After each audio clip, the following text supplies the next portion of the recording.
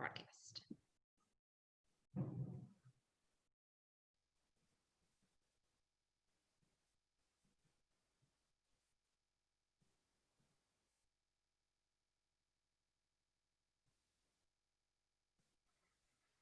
All right, good afternoon and welcome to our Packed Talent Connect series. We are excited about today's program. It's going to be incredibly informative on getting back to work. And I first want to thank our Talent Connect series sponsors, Bentley Systems, Boomi, that's Dell Boomi, Drexel University Solutions Institute, ORS Partners, TalentFlex, and SEI. We're grateful for their support. We're grateful for all of our PAC support, including all of you.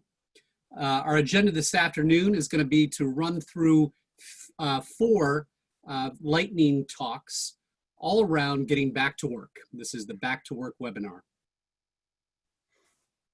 We have a terrific group of panelists this afternoon, including two esteemed doctors from Icon organizations, Independence Blue Cross and the University of Pennsylvania, as well as terrific representation from PACT member Brandywine Realty Trust, as well as Vertex.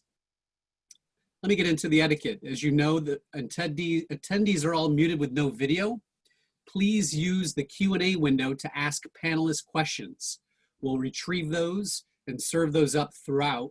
Our panelists will also look to answer those questions live. The chat window is available for any private messages you'd like to send or public messages to the whole group. Last but not least, this is an important one. The information in this presentation is not legal or medical advice. It is for informational and educational purposes only and represents the personal views of the presenters. All right, let's start.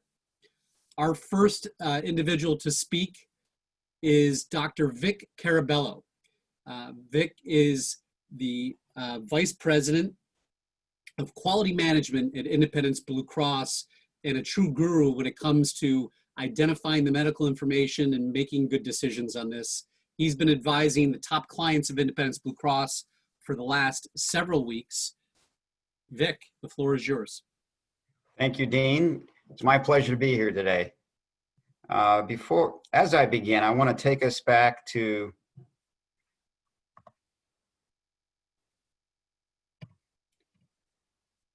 March 11th. Let's see, I'm having trouble advancing my next slide here.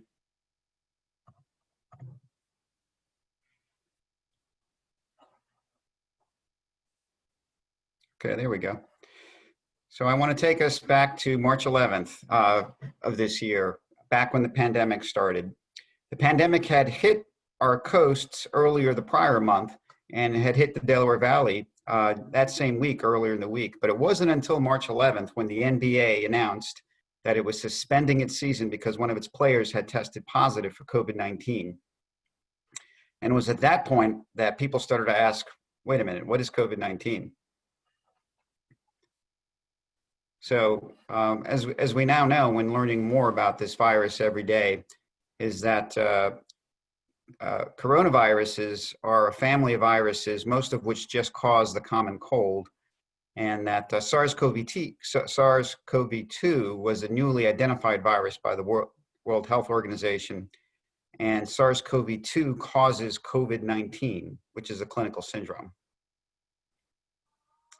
So, as I said, we're learning more about this virus every day, and we know that SARS-CoV-2 is thought to invade our cells through the ACE2 receptor, which is present on a number of our cells, particularly in our lungs, our heart, our liver, and also in abundance in our blood vessels. So as SARS-CoV-2 enters our cells, it does what all good viruses do, and it hijacks our cell replicating machinery to start creating more RNA in SARS-CoV-2's case, multiplies its RNA, repackages it, and you start to get more virus. So as that infection is proceeding, before you get symptoms and your immune system responds, the average for that is about 5 to 7 days until we start feeling symptoms of the infection, although it can range anywhere from 1 to 14 days. This is a general model of symptomatic period in infections. And what we see here is the infection begins up at this point over here. And we may, during the incubation period, we don't feel symptoms right away. But even before we start feeling symptoms, you notice that we can become infectious. And that time point is felt to be about 2 to 3 days before we start, in most cases, feeling symptoms that we're already infectious. And that infectious period will continue on past a point, even when we don't have symptoms anymore. So it's important to bear that in mind, that the symptoms in relationship to your ability to spread the virus to others. There is no effective treatments yet for SARS-CoV-2. Many are being investigated. At this point, our best bet is prevention and control with all the measures that we've been taking: social distancing, masks, and hand washing and good hygiene. Tracking the spread of a pandemic is a lot like tracking a weather event. It is a natural phenomenon. We can't control it. We can try to model it, but in reality, we don't really understand it all that well. One of the things in our culture is that going viral has come to represent an exponential process. And as we can see here, how very quickly a small number in an exponential process can quickly multiply into a very big number. And that's exactly what happens in a pandemic. So when the pandemic began, our country looked a lot like this in the early days. We had a few infections, a lot scattered over here in the Northeast, particularly New York. But a couple of months later, this is what we looked like. And we look a lot worse today. Now the infection has grown exponentially. And one of the things we've done since the very beginning in Independence is we formed a COVID-19 task force, and we monitor the spread regionally in all of the areas where we have offices and in counties where we have individuals residing. And as of this morning, in terms of total cases, the whole world sat at about 9 million cases. 2.3 million of those cases were right here in the US. And the Commonwealth had about 86,000 cases as of this morning. And PA5 itself had about 50,000 cases, and about half of those, or about 25,000, were in Philadelphia County alone. So, the virus has definitely spread significantly. And if you look at the shape of the curves, you can see that classic exponential shape. And of note over here, the black curve is our Minnesota office and region. And you can see how Minnesota first started off at a slow pace and then took off very quickly, and eventually actually overtook our local area. As I said over here, the thing of interest in this slide is that we had a very sustained peak through most of April. And as we crossed into May, we started to see a very slow drift downward of cases, as well as we had in our other regions. Minnesota, as we had noted earlier, started to drift up in early May, exceeded our local rate.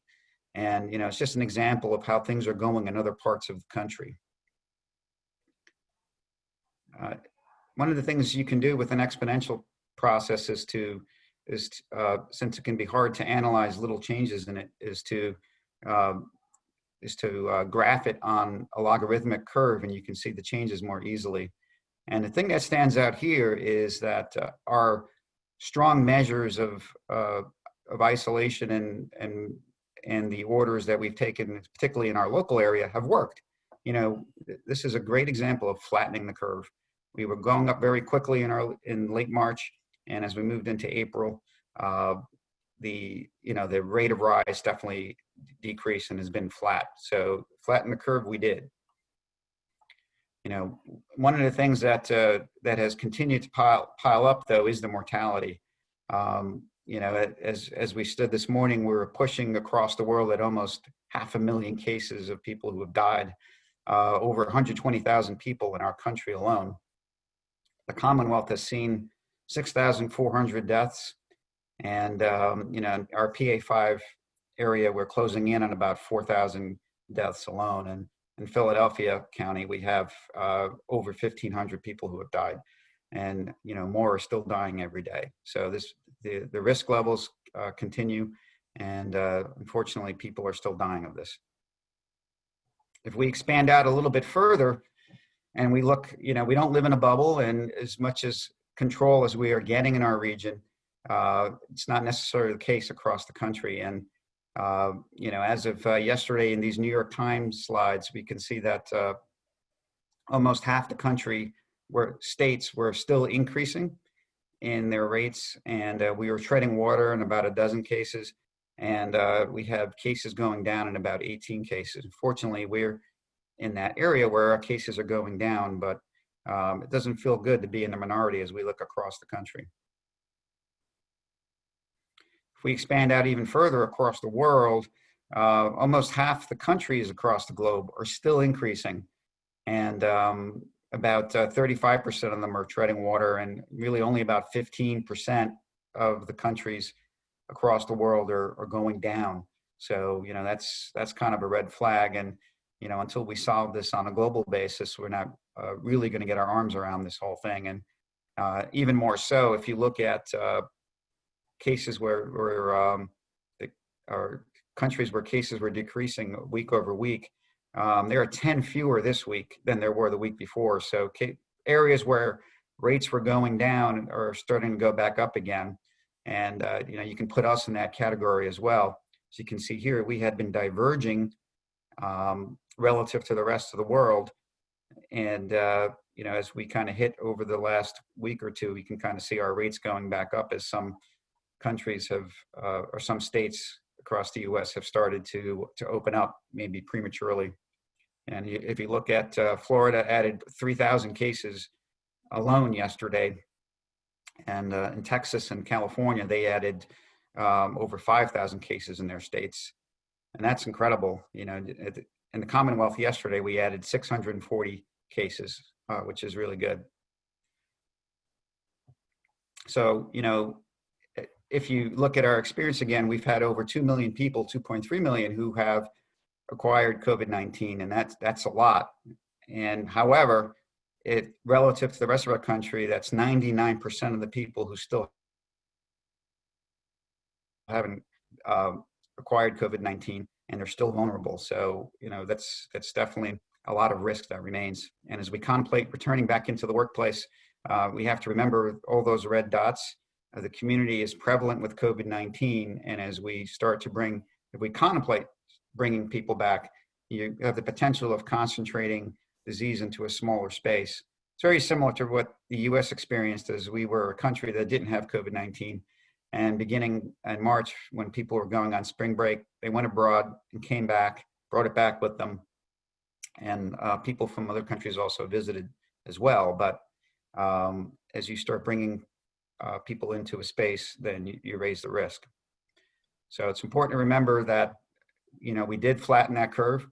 Social distancing and other measures do work, and they slow things down, but we're still 50,000 feet off the ground, and we need to keep our parachutes on until we solve this thing for good. So Dean, I think that's... Volpp, thanks so much. We are so fortunate to have experts like you and Dr. Caraballo in our region right here helping to guide us. And let me just say that Dr. Birx and Dr. Fauci have nothing on the two of you. We are sharing with you today a lot of information, and this is going to be available to the extent that we're able to share it in a recorded session, but also with the slides. So if you're participating here today, you'll get as much as we can share with you, in addition to additional resources. Of course, any decision that is made about going back to work cannot be done in a vacuum. And one of the great partners in the commercial real estate space here locally is Brandywine Realty Trust, a PAC member company, and really a great partner to so many organizations in this region and beyond. And we're really excited here to have Senior Vice President of Operations and Sustainability at Brandywine, Ron Becker. Ron? Dean, thanks so much for having me. I'm hoping my slide is up. Everyone can see that at this point? It is. Thank you. Okay, fantastic. Then I'm already batting 1,000. So thank you so much again for having me. So just a little housekeeping for anyone who is on the call that is not familiar with Brandywine Realty Trust. Just so you're aware, Brandywine is the largest landlord of trophy and Class A office space in the Philadelphia region. We have over 10.4 million square feet in Philly and the surrounding suburbs, including Radnor, King of Prussia, Berwyn, Conshohocken, and Plymouth Meeting, to name a few. This scale and platform allows us to grow, gives us really the ability to accommodate companies as they scale, whether they are starting in a co-working space, moving into a turnkey flex space, or going to a full floor. We actually all own, develop, lease, and manage our assets, which provides our tenants and customers with a continuity of service and a depth and breadth of experience, especially important at these times. So with that, moving into my slides, what did we do? Really what I'm focusing on is how we looked at the return to the workplace. And the nice thing that we did was we were as proactive as we possibly could be, reacting to something that had never occurred before. And what did that look like? It really focused on the return to workplace and an approach that prioritizes health, safety, and security of our tenants and obviously of our employees. And how do we accomplish that? So what we did out of the gate was we started to move toward much more enhanced cleanings, be it procedurally with a hospital-grade disinfectants. We increased the health and safety trainings and procedures for the building personnel, the contractors, the vendors, anybody who was really coming into that building that a tenant or a customer obviously could encounter. We wanted to make sure that they were well-versed, well-aware, and certainly cognizant of everyone's concerns through the pandemic.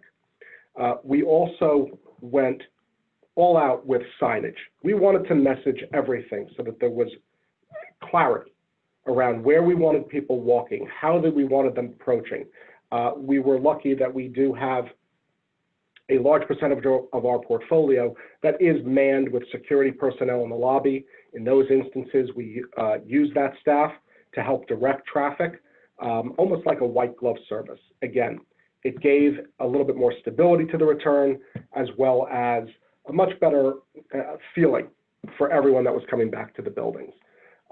With that, we also went forward and again, enhanced cleaning protocols, the common areas, the bathrooms, the elevators, all the high touch point areas, doors especially, doorknobs, and everything else that goes along with that. We used our messaging to create a very circular rhythm through the building so that there was a noted entry door, a noted exit door, and the flow of traffic basically followed that, which allowed us to avoid people, bumping into each other, obviously, in the doorways. Our janitorial staff started using recycled paper towels as opposed to the reusable microfiber cloths, which can build up bacteria on that. Personally, as a sustainability person as well, I would rather go back to the cloths and avoid using the paper, but as long as it's recycled, we're still at least making a little bit of a smarter choice with that. We increased our janitorial staffing. We put on people, we changed shifts so that there was a higher concentration, obviously, throughout the day, and there is a higher concentration throughout the day than there is in the evening. A lot more people coming through, a lot more places to cover, so therefore, a little bit easier to shift around how we staff that.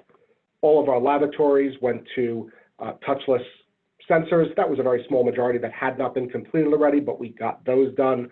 Touchless flushing in the lavatories and antibacterial soap in all of the dispensers.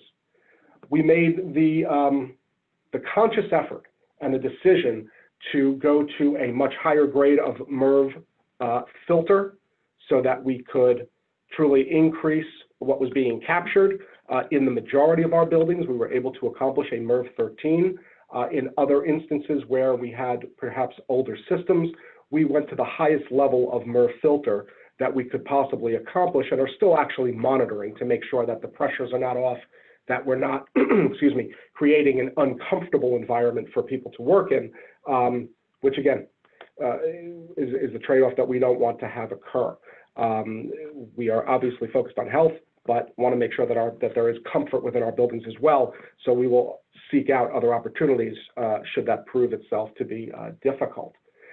We did follow ASHRAE. We are accomplishing 100% in a number of buildings, but quite frankly, right now, the science doesn't really show it, and a lot of systems can't truly accomplish 100% fresh air. So what we are doing is maximizing fresh air to the greatest limit of the systems so that it brings in, returns it, cleans it, and obviously with a higher filtration process, we shouldn't have that much going through our systems.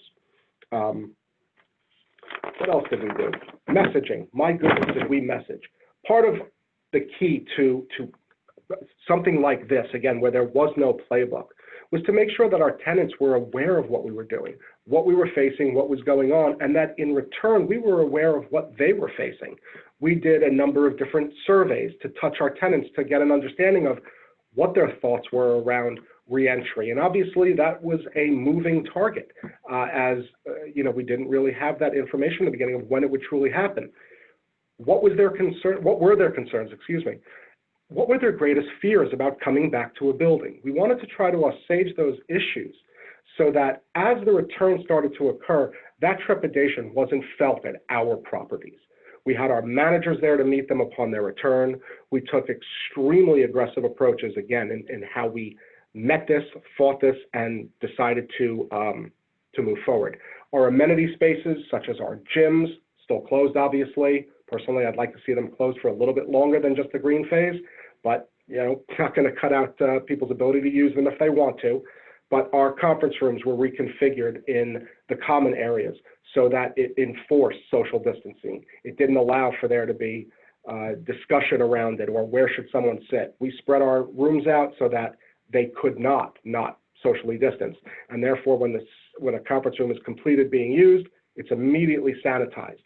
We had emergency protocols in place to meet with if someone is sick in the building or if we are notified that someone is sick in the building, what are the immediate procedures that are taken? How do we address that, right? Obviously, it's going to happen. So we needed to be prepared. We needed all of our teams to be aware of it and wanted to make sure that it was clearly messaged to our tenants. As you can see from the slide that's up, these are just a couple of the static clings that we use throughout our buildings, branded, but certainly message first. One of the best ones we have is in our elevators where it's the circle directly in the center, which, by the way, seems where everyone wants to stand, directly in that center of the elevator, right where that door opens. Well, we put that right in the middle and put arrows so that everyone can see the four corners. Seems everybody is using it, following it, haven't seen or heard anything negative yet. But again, a lot of it is messaging. A lot of it is around making sure that what we are doing is being communicated so it's not catching people off guard, that they feel comfortable, they feel safe. Again, here's our staff. Our staff, one of the things, and I apologize for not saying this beginning, from day one, not one of our buildings was ever closed. We took the approach of doors open, lights on. We have essential businesses in a majority of our building, and we also have other businesses that may find themselves to be essential. We in no way wanted to impede that. That did a number of things. It gave us the ability to keep our buildings open. It also gave us the ability to keep every one of our employees employed, as well as our third-party vendors, our union contractors. Everyone, we found other things for them to do throughout this, to both beautify and also help to disinfect and find our catch points within these buildings so that they were safe and monitored. One of the nice things that has come out of this is a new app that we've also launched. It's just hitting the market, so I'm really not well versed in it, but it is called Be Well. It is a branded app, and really it's focused on mental health. It's focused on physical health. It's an app that's based to, if you're at home, even if you're back in the office, to give you some outside thoughts on what you can do to stay healthy and be healthy. And again, and when our tenants return, and as they are continuing to return, everyone is being met with a custom gift from our staff to welcome them back to the building. You know, as I'm sure everyone can imagine, the panelists, myself, coming back is not the easiest thing to do. Some people are a lot more geared for it or calm about it. Others have tremendous anxiety over it. We want to make sure that when they do arrive, they feel comfortable, they feel safe, and they know that Brandywine is their partner in their return to business. So that is what I had, and I hope that helps to answer some of the questions that folks might have out there. Ron, thank you so much. Absolutely. We appreciate all that you're doing out there to make your buildings safe. We've got a lot of CEOs on the line today for small companies, mid-sized companies, and certainly large companies participating. Whether you're in a big company where you have a dedicated human resources group or a small company where you as the CEO play that role, that perspective is an important one. And we're really excited this afternoon to have Julie Catalano, who is the Director of Employee Relations at Vertex and the partner within Vertex Operations, to give a perspective on managing telework, but also the phased return to the office. Welcome, Julie. Thank you. Thank you so much for having me today. And can everyone see my screen? We can, thank you. Great, perfect. It's always nice when that works, right? So for those of you who don't know Vertex, we're a global tax technology firm. We're headquartered in King of Prussia, and we have offices around the world. So really happy to be here today to share how we have reimagined what we're calling our next normal. And I'm also not able to advance my slides. Okay, Kevin and I figured it out together, great. So our COVID journey. So since March, we've shifted our thinking as an organization from really reacting and responding to one of restoring and reimagining. And that's where we are now. We're really reimagining what our future workforce will look like as we adapted and optimized.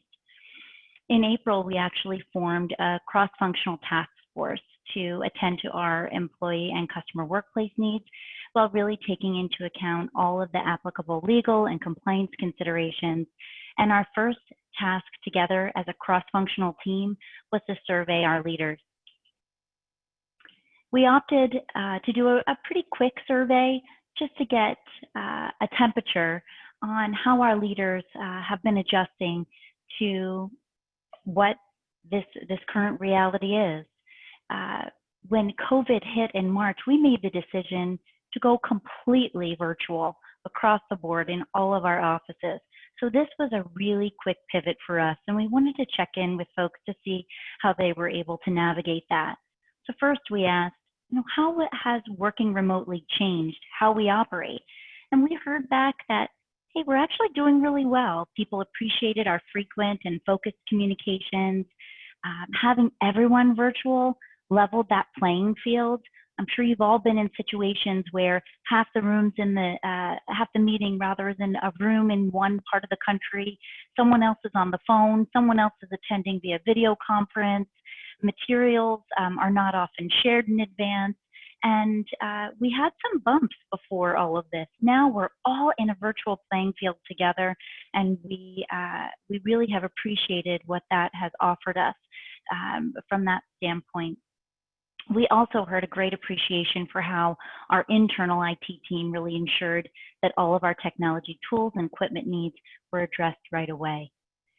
Our leaders also shared with us what it's been like leading in a virtual environment.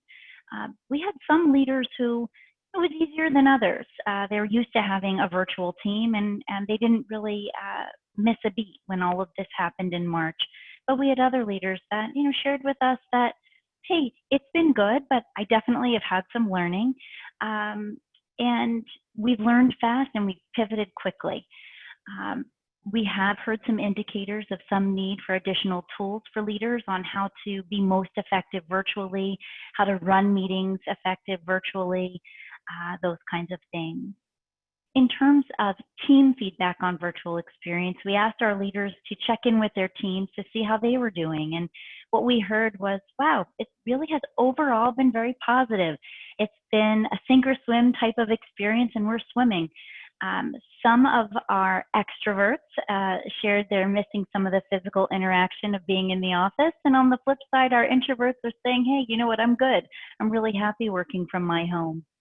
Definitely some significant concerns around childcare, particularly as we move into the summer months and some summer camps are canceled. But overwhelmingly, a gratitude for Vertex and people's jobs. with some caution around burnout risk. So I'm sure we've all experienced in this virtual environment that the boundaries between our home and our home office really are so blurred, and it's really easy to get burned out in this type of environment if we're not careful and making sure our teams are taking the right wellness breaks. Then we asked everyone, what's the top concern about returning to the physical workplace? And I'm sure none of you would be surprised to hear that 80% of the people that we checked in with cited health and safety as their #1 concern when returning to our offices. People asked questions like, will I be forced to come back before I believe we're ready? Will I be safe? Will I have the option to remain remote if I can do my job satisfactorily? And these are all really fair questions, especially because the overwhelming sentiment at Vertex is that we didn't skip a beat, and our business results have been stellar. So what we did is we actually took the learnings from the survey and also from industry experts that we've been consulting with, and we really created this 4-pronged grid of all the things we need to consider. And there's so much on this slide. I'm really going to focus on the people portion because my colleagues on the panel really addressed a lot of these other items. But when we think about this first question here, when to first open the workspace, you know, that's something that we have been tackling from a global standpoint, knowing that across the world, we have, as we saw on the charts of the prior presenters, you know, different countries and different areas of the world are at different points in this virus. And what we decided was that we would put a stake in the ground and say that none of our offices globally would begin to open their doors until October the 1st. What that October the 1st date does is, first of all, it buys some time to take care of some of the items in the other categories you see here, but it also sends the message that we are not in a crisis situation right now. We are actually thriving as we are, and it provides us with the opportunity to really be planful and regimented in terms of what our protocols will be moving forward. So we're doing things like asking the questions of our business leaders, if you were to choose which roles need to go back first, which ones would they be and why, right? So we do have a handful of roles who've had to go into the office at times during this time because there are things physically they need to do in the office that they can't do at home, such as we need someone to go in and open mail and scan some things on a large scanner that people don't have in their home. But apart from that, for the most part, there isn't anything that we need to accomplish as part of our business operations, even sales, that people haven't been able to do at home. We've been talking about things like who should come back first, and from an employee relations perspective, how are we addressing the fears of those returning back to work? How are we going to maintain connection during our phased return, right? So I talked before about how having everyone virtual has really evened the playing field. We're all sitting in the same virtual conference room. We're all using the same technology. And as we start to move back to a more hybrid approach, what does that what could the unintended consequence of that be? So we're talking about that as well as technology effectiveness in all work scenarios, and also how to respect and manage child and elder care challenges. As you can see in the other areas here that my colleagues on the panel talked about, there are a number of considerations from a workspace and building standpoint. Also from a policy and protocol standpoint, there's a lot that we're working through, and we're putting all of this into our pandemic response plan. So moving forward, as we think about our march toward October and beyond, what we've identified from a task force perspective is that for us, this really is not about going back to the physical office space only or trying to get back to the way that things were. We've found that we've been so resilient and innovative that this has just really led us to think about how do we take Vertex forward into the future? How do we leverage what we've learned? How do we continue to appreciate that having everyone virtual has been a neutralizer, for inclusion, and acknowledging and celebrating that we have challenged the orthodox, and this brought forward much needed innovation. So we are continuing to really look at how we work and what the opportunities are for our people, our culture, and our customers. So that was it for me. Thank you so much for the opportunity to share the HR perspective. Julie, thank you. Appreciate it. We have a couple minutes left, and I'm going to pose a couple questions and first start off with Doctors Volpp and Caraballo. Yeah, this is a hard one to think about as we're about to enter the green phase and start opening back up to non-essential office use. How do you think about the second wave that many are predicting? And how should that inform companies' decisions in going back to work? Can you give any insight into your perspective as you track this in terms of timing of that potentially? And again, what impact it may have on the going back to work practices that are being contemplated now for the green phase? Well, I think it's important for us to look around us and see what's happening around the country. I mean, we've all seen the headlines that about half of the states, there's an increasing number of cases that have followed their opening up. Those of us in the Northeast, fortunately, have been in the situation, I think, because there was such extreme social distancing to have declining cases. But, you know, there's no preordained law of nature that dictates that's going to continue. I think that, you know, we're still in the first wave. We're all at very high risk. And as things open up, there's a very significant risk that number of cases, number of hospitalizations, et cetera, is just going to go right back up. And so I worry. I mean, I think a lot of health professionals worry that, you know, what does it mean to move to the green zone? I know there's criteria that have been set for doing that, but you look at some other countries like New Zealand, where there's 3 cases in the whole country. In Beijing, there are about 100 cases in a week led them to shut down Beijing. You know, and we're still having 100 cases a day and we're opening up. So a lot of that doesn't really make sense. I think that we're seeing that in other parts of the country. The number of cases is going up. They'll go up here too, if we're not careful. So I think we have to remain extremely cautious. Dr. Caraballo? Yeah, thank you. I agree with everything Dr. Volpp says. Those are really excellent points, and that what we're doing in our planning at Independence is we are assuming that we will have resurgences, and so we're trying to build in a very dynamic plan. It's not a binary process. It's home or in the office, that we will have the ability to flexibly move in and out of the office as required in smaller groups, and that you know, people, if they come back, will come back for shorter periods of time until we've established that there is some level of safety and normalcy. Great, thank you. This next question's for Julie initially, but others certainly can answer it.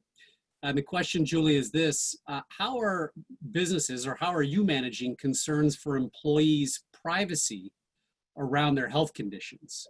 You know, we've heard about the comorbid factors that contribute, and how are you dealing with that with your employees? Sure.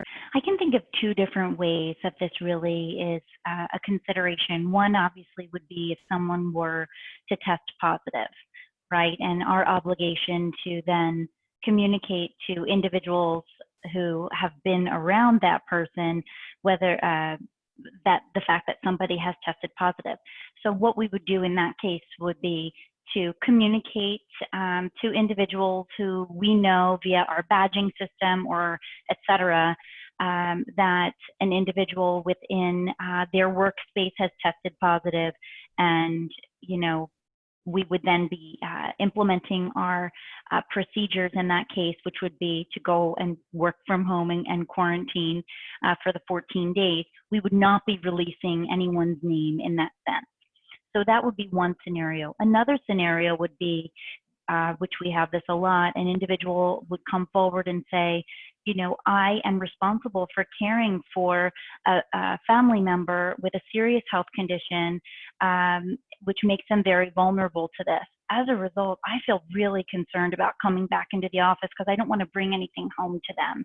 And, you know, how can I handle this while still keeping my privacy, you know, while still, you know, attending to my privacy concerns, right? Because we certainly would not be sharing with other individuals their reason for wanting to work remotely, but we would honor their request to be able to do so. And we have had that within the few pockets of individuals at Vertex that have needed to come into the office during this time. We've been able to manage that. So as any good HR person would say, we need to manage these things on a case-by-case basis, and sometimes it just depends. Last question, and then we're going to be out of time. I'll start with Ron, and then Drs. Volpp and Caraballo, you may want to intersect here a little bit as well. When this first started, there was a lot of anxiety around spread on surfaces. And I think as we've seen the data come back, it's the airborne nature of the disease that is a greater concern. Ron, you're spending a lot of time cleaning surfaces, and that's obviously good and important. But I was really interested when you talked about airflow. I think a lot of people are going to become airflow junkies. Can you speak a little bit more about particularly what you're doing on that front within your commercial spaces? Absolutely. Like you're saying, I think everyone has finally figured out the acronym IAQ with indoor air quality because it is the hottest topic out there. Again, by flushing the air through our systems, by running our systems overnight, our number of hours in advance of the building opening, we're bringing through clean, fresh air. We are, you know, again, everything we can do runs through our HVAC systems. So therefore, we are, for all intents and purposes, sanitizing that air as often as we possibly can, as best as we possibly can. And quite frankly, in our future buildings, we're looking at additional features around this, fortunately or unfortunately, in terms of UV lighting and all the other aspects out there. The key is that the science really hasn't caught up with it. So while, yes, as of today, they're saying that it's not on surfaces, now it's just in the air and it seems to follow that route, I don't think we're going to know for a few years. So we're going to be diligent in every process and just keep up with it so that if, God forbid, they came back and said, well, you know what, we made a mistake, and by the way, it is on the surfaces, at least we know we've done our diligence. And when we do have a case, we use a Virex fogging and go to that next level to make sure and ensure that those spaces and those areas are cleaned and sanitized. So an extension of that back to Dr. Volpp and Caraballo, this is going back to the office, but a lot of people are anticipating the opportunity to go back to restaurants and indoors in that case. Obviously, we've already been doing outdoor dining. Outdoor seems to be working okay, but as you think about indoor dining, I heard a statistic that talked about it's not 6 feet safe, it's more like 10 to 15, given the challenges on indoor air quality. Of course, we want to be supportive of restaurants, but any perspective, Dr. Volpp or Caraballo?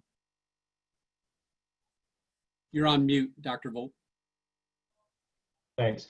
I think there are some important considerations there. I think there's the air quality. It's the fact that people won't be wearing masks, so they'll be eating. People may be talking loudly because restaurants are noisy. You know, all of these factors make the standard 6-foot guidance perhaps insufficient in those kind of settings. So I think a lot of us are worried about that. It clearly is one thing to have people dining outdoors and being able to spread out with lots of fresh air. It's another to have people in indoor spaces where there's less circulation of air and maybe less room. We've given a lot of information here. We're going to share this recording. You're going to get the opportunity to see some of the charts that were shared this afternoon. I want to thank all of our panelists for sharing your wisdom, your insights, and all the work that you're doing on the front lines and also behind the scenes within your companies. Thank you all for participating today. Again, thank you to our sponsors. Want to also talk to you about upcoming programming, but again, recognize the sponsors of our Talent Connect series, as well as the upcoming areas in AI and healthcare, digital transformation, as well as navigating through the recession. With that, have a wonderful rest of your afternoon. Thank you. Thanks, everyone. Bye, everyone. Thank you. See you guys. Thank you.